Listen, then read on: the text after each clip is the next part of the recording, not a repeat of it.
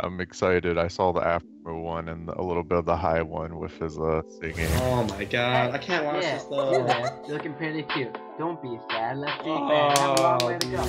I wanted to just say before we start is that I'm considering you our Everest because you are known to be very straight-faced. It doesn't seem like you laugh easily. Okay. Well, I mean, it probably depends on how hard I'm trying, and I may be monotone and very straight-faced, but I usually laugh at a lot of stuff. Where are we defining as like a loss, like a smile or what? Like If I even see you smile a little bit, like you have to be like this? that would be a loss, yes. Okay. Oh man, that's gonna be hard. Let's do this. Okay, wait. Let me prepare myself for this. No, don't prepare. Just go right into it. You got this. We're outnumbered, but I have a plan. It's probably best if we did sexy splits. What? Why? For mass confusion. Come here. Let me see if I can get those clothes off. Yes! Masks. Are you serious? Ready to do this? Here they come! Did you hear that? We did it! Damn it, Jimmy. What part of that video got you? Well, it's just the anticipation, you know? Because you laughed, I get to ask you one of our more difficult questions. We have to talk about Delta Fox. So you guys, I believe, went 0-10 in the season that you just played. Do you feel like Delta Fox was a failure in terms of your performance?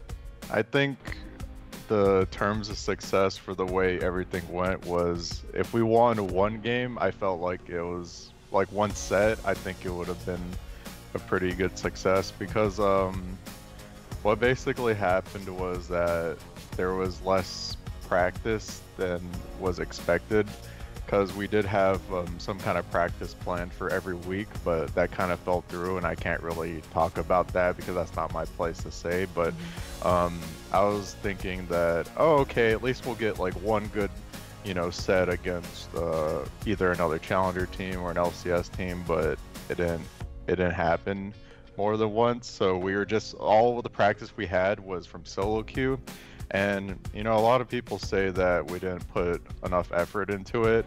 In terms of being able to practice, yes, but in terms of watching other pro players play the game, watch the meta and everything, we actually did a lot of research. Like, Skara, Shifter, like, they really tried their hardest to autofill jungle and support. They looked up LCK VODs, LCS VODs, runes.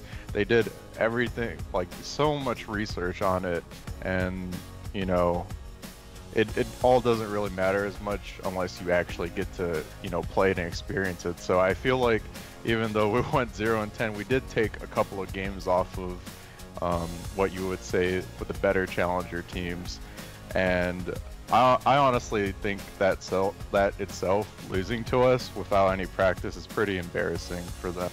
So I think it's kind of the middle ground between failure and success. We did a podcast with Rick Fox, and I think he was talking about the future of Delta Fox and how he wants to like sit you guys down. Like, you guys still have to talk about the future. Have you put any thought into, I guess, your plans with Delta Fox? Like, would you want to play again? I don't know how it would be for the future because I'm sure we all want to focus on streaming. There was a time where I brought up a conversation where I was willing to give up stream time to practice, but it didn't really turn out. Like, if everyone doesn't want, like, if one person doesn't want to do it, then, you know, it's not going to really work out. We would probably have to revisit that to see who wanted what, but I was pretty willing to give up time. Nothing for sure, but for the fans that maybe want to, you know, everyone's always asking, is Dyrus coming back? Is Dyrus coming back? I think it's pretty clear that I'm not going to come back, but one idea that I had that would be cool was if I practice solo queue enough and, you know, maybe one of the LCS games that a game doesn't matter, maybe I could like try and sub in for one game to, you know, test my ability to play the game against good players. And I mean, I'm hoping that would happen one day. I don't know with what team, but that's something that I kind of want to do. But if it doesn't happen, then, well, I mean, it's just one of my I guess goals to try and like sub for one game that doesn't really matter in the season if the opportunity ever comes up. I mean, I know you're playing with Delta Fox technically, but are you still tied with TSM? Like maybe Hanser will let you step in for a game. I mean, I don't know how things are like right now or whatever is like contract related, but I mean, definitely would like to sub in for one game one of these days, but I got put in a lot of practice so I don't embarrass myself.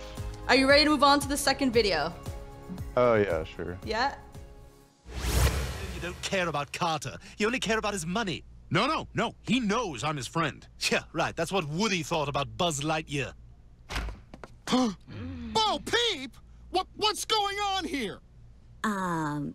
You've got a friend in me? Fuck. We got another one! I thought I was gonna make it, but the last line got me. Are you ready for difficult question number 2? Yeah, sure. You've only played for a couple of teams, and especially since joining TSM, you didn't change teams ever. I mean, until Delta Fox. But why didn't you play for any other team? Was there the opportunities to, but you never, decided to take it up? And why is that? I'm sure it doesn't matter now, but there was 2 offers. One was actually from, God, I don't even know if I'm allowed to say it. Yeah, it was years ago, so I guess it doesn't matter now. I mean, it was right after I retired. I got offered a good amount of money to join NRG at one point, and I mean, that was one of the 2 offers. The other team's still in the LCS right now, and I probably better not to say that one, but I got basically, the point is I got 2 offers and I decided, and I talked to Reggie a lot about like what's best for my future and how he like closure and how I feel about everything.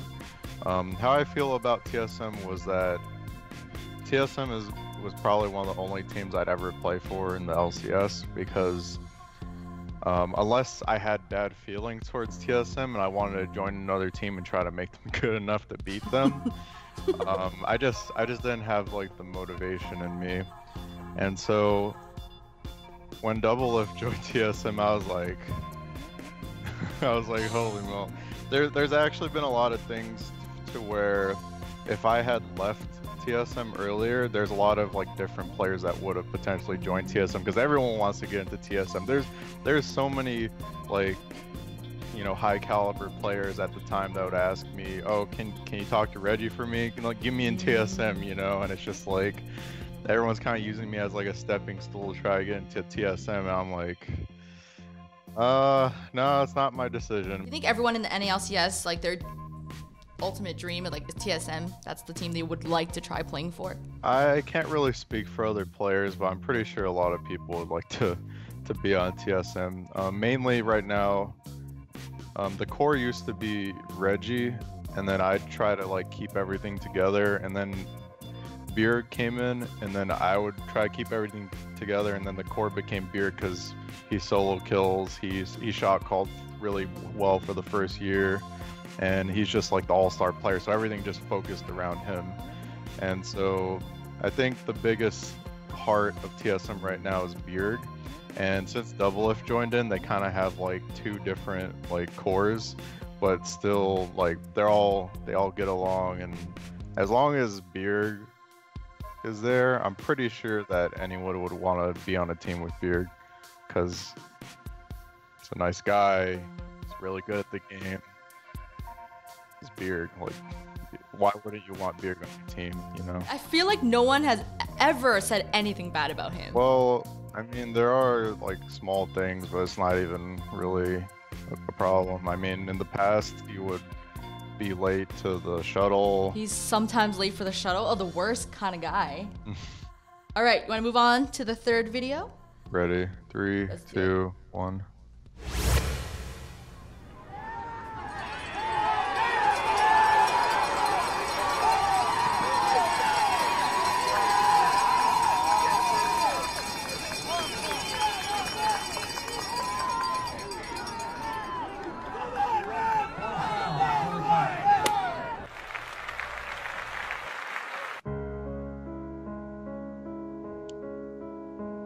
It's kind of funny and sad at the same time. Yeah. It's a little dark, that one. Yeah. That guy really dropped the ball on that one. All right, that's fine. I have a good, simpler question that I would like to ask you. You've done a lot in your career. You know, you've done the pro gaming thing, you're doing the streaming thing, you've done analyzing, you were on the casting desk. So what else are you looking to try? What else is there that you're curious about that you want to do? It's funny that you asked this question because yesterday I was just watching a lot of, I guess rap slash, what's it called? Yeah, I guess just raps and songs and stuff. And I was trying to get into singing. And I know I have like a very deep, and people tell me it's like a nice voice, but I don't know how to control my vocal range. I don't know how to do that. And so I decided that if I don't get singing lessons, maybe I can do the part where it's like just more of like a rap and rhyming kind of thing, because that kind of thing is just like spitting the beat and just, you know, saying it at the right time, fast, slow. And it's not so much about vocal range because my voice doesn't really go up as much. All right, cool. You know what? Your fans are gonna be so excited to hear that you're considering doing basically what? You want to drop an album, like a rap album? I just want to like do something cool that sounds good. Because like with you, you also talk kind of slower. So to hear you kind of like... You talk fast and be enthusiastic. That's what people say about me when in high school, where I'm just slow. But then when they see me play DDR, it's like, wow, I didn't know you can move that fast. How fast can you talk? This is me talking very... The only thing I'm fast at saying, let me just get one of my, when I for subbing, the Patterino, thank you for the sub, welcome to Camp Dyrus, thank you very much, dude. So like that, I would just go down the list, and then my chat would be like, wow, rap god. I can't wait to hear your first video. We're almost through, we're the 4th video. But sometimes, more unexpected sounds grab our attention. Yeah! Like this desert rain frog. Yeah! Boy! Yes! You look mad that you laughed. I'm so bad at this. All right, baby, we get to ask another difficult question. As a streamer, who is the worst person to duo with if you were to play with someone else? I mean, I guess it would be the person that I lose the most with. I play with Jared like a good amount of times. Alright, I thought you said you were gonna stop trolling, Dyrus. Why is this guy still talking? He's the one talking. I didn't say anything. I'm just saying random shit. Me and Jared have a very good friendship and mutual relationship, but when we play together, it's just like if he gets put top lane and I get put jungle, or if he doesn't get any middle, it's just like a really hard game. And so Jared's kind of like me, where we both kind of tilt a little bit, and when he sounds sad, we both sound sad, and we're just trying to like pick each other up, but we're just like a cycle of sadness, I guess. And so while I don't mind playing with Jared,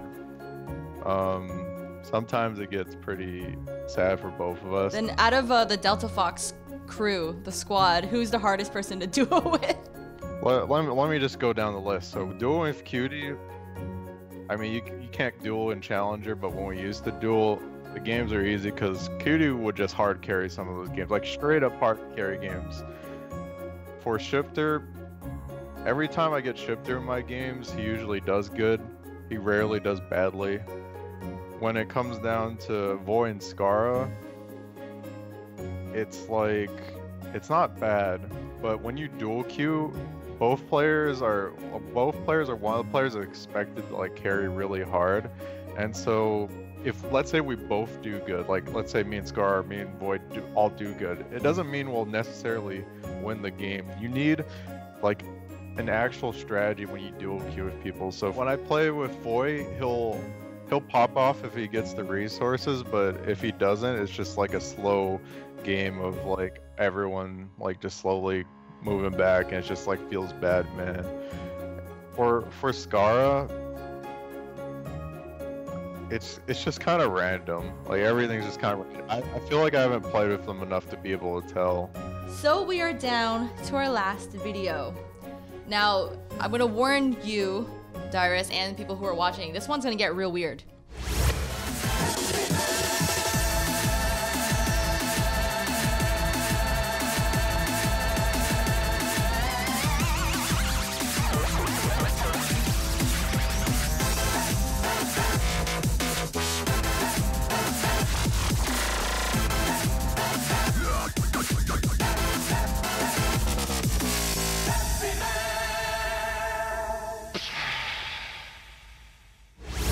Yeah, I finished it.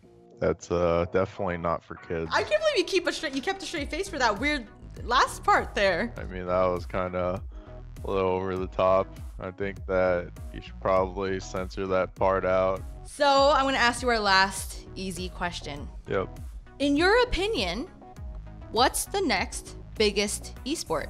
I mean, the next newest game coming out for popularity is PUBG, right? I think that's pretty obvious. I mean, as for any other game, it's kind of hard to see because an esport is determined by mostly the popularity, I feel like, and depending on how dedicated the fan base is. And so, since PUBG is just so popular, I feel like even if they mess up, like it's just still gonna try and become an esport. Do you see any issues that maybe PUBG might encounter with becoming an esport?